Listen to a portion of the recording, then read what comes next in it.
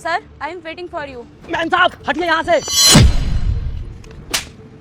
तेरी हिम्मत कैसे हुई मुझे हाथ लगाने की? और पहले तू मुझे ये बता, तुझे यहाँ पर काम पर किसने रखा है? इस तरह तू मेरे जैसी लड़कियों को परेशान करता है? वो मैम साहब। चुप, एकदम चुप। पहले तू मुझे ये बता कि तुझे यहाँ पर काम पर किसने रखा है? किसमें इतना दिमाग नहीं है जो तेरे जैसे लोगों को काम पर रख लिया? अरे तू अपनी नौकरी की तो छोड़, मैं उस इंसान को भी नौकरी से निकाल दूंगी जिसने तेरे जैसे इंसान को काम पर रखा है। मैं अभी के अभी सोसाइटी के प्रेसिडेंट से कंप्लेंट करूंगी कि तुझे वो नौकरी से निकाले।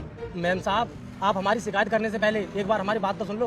क्या सुनूं मैं? हाँ, तूने मुझे टच किया और ऊपर से मुझे धक्का भी दिया। तुझे पता है मेरी कितनी इंपॉर्टेंट मीटिंग चल रही थी और अगर वो कैंसिल हो गई तो उसकी भरपाई कौन करेगा? बोल, तू या तेरा बाप? मैम साहब मानते हमारी कोई औकात नहीं है आपके सामने, लेकिन आपको धक्का मारना हमारी मजबूरी थी। हम आपको बता ही देते हैं। अरे हम तो आपकी जान बचा रहे थे। जान बचा रहा था? कैसे? यहाँ पर मिसाइलें चल रही हैं या फिर गोलीबारी हो रही है जो तू मेरी जान बचा रहा था? मैं तुम जैसे दो कौड़ी के इंसानों को ना बहुत अच्छी तरह जानती हूँ। ये ना तुम्हारा कोई ना कोई नया बहाना होगा जिससे कि तुम हम जैसे अमीर लोगों से पैसे हट सको। तूने सोचा होगा कि मेम साहब बहुत अमीर है, इन्हें जाकर धक्का दे दूंगा, दो चार बातें बनाऊंगा तो 100-150 रुपए मिल ही जाएंगे। यही सब सोचकर तो तूने मुझे धक्का दिया होगा, है ना? लेकिन तूने गलत इंसान से पंगा ले लिया है। मैं कोई तुझे इनाम में 100-200 रुपए नहीं दूंगी। मैं तुझे इनाम में नौकरी से निकलवाऊंगी जिससे कि तू और तेरा पूरा खानदान यहाँ पर नौकरी न कर सके। मैं अभी सोसाइटी के मैनेजमेंट को कॉल करती हूँ, तुझे नौकरी से निकलवाती हूँ। रुक जा अभी।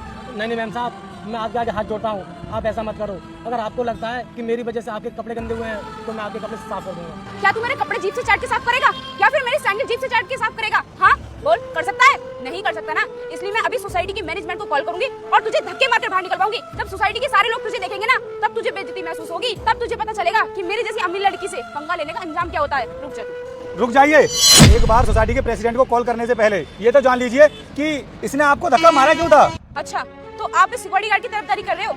देखने में तो आप अच्छे खासे घर से लग रहे हो, फिर भी आपको अकल नहीं है कि किससे क्या बोलना चाहिए। जो आप दो कौड़ी के सिक्योरिटी गार्ड के लिए आवाज उठा रहे हो, आपको पता भी है कि इसने मेरे साथ क्या किया? इसने मुझे यहाँ से धक्का दिया और मेरे कपड़े भी खराब करे, यहाँ तक कि इसने मेरी मीटिंग भी कैंसिल करवा दी। और अब आप यहाँ पर आकर मुझे रीजन बता रहे हैं कि इसने मुझे धक्का क्यों दिया? क्या कहा मैडम आपने कि इसके छूने से आपके कपड़े खराब हो गए? अरे कहाँ से कपड़े खराब हो गए आपके? और अगर आपके कपड़े खराब। रुक जाओ मेरे बेटे, मैं तुझे आशीर्वाद देती हूँ कि अगले सोमवार से पहले तुझे एक बड़ी खुशखबरी मिलेगी और जो भी तुम्हारे मन की इच्छा है वह भी अवश्य पूरी होगी। लेकिन बेटा तुम भी मेरे सच्चे भक्त हो तो इस भले इंसान की वीडियो को लाइक सब्सक्राइब करके जाना। तथास्तु मेरे बेटे। आप हो भी गए ना तो आप कपड़े नए खरीद सकती हो, लेकिन अगर एक बार आपकी जान चली गई ना तो आपको ये जिंदगी दोबारा नहीं मिलेगी। आप जानना चाहती हो किसने आपको धक्का क्यों मारा था? जिस खंबे को आप छूने के लिए जा रही थी ना, इस खंबे में बिजली का करंट दौड़ रहा है क्योंकि वहाँ पर देखो वो तार टूटकर इस खंबे पर गिर गया है। इसीलिए इसने तुमको आकर धक्का दिया जिससे कि तुम्हारी जान बच सके। और तुम हो कि इसको उल्टा सीधा सुना जा रही हो। आपको पता भी है सुबह से यहाँ पर कितने लोगों को करंट लग गया है, बस इसीलिए ये यहाँ पर खड़े होकर ना लोगों की जान बचा रहा है जिससे कि किसी को करंट ना लग जाए। लेकिन फिर भी आप इसके साथ में बदतमीजी कर रही है, इसको चांटा मार रही है। अरे दिखने में तो आप भी अच्छे खासे घर से लग रही है, फिर भी आपको तमीज नहीं है। अरे सोचना चाहिए मैडम आपको कि इंसान से किस तरह से बात करनी चाहिए।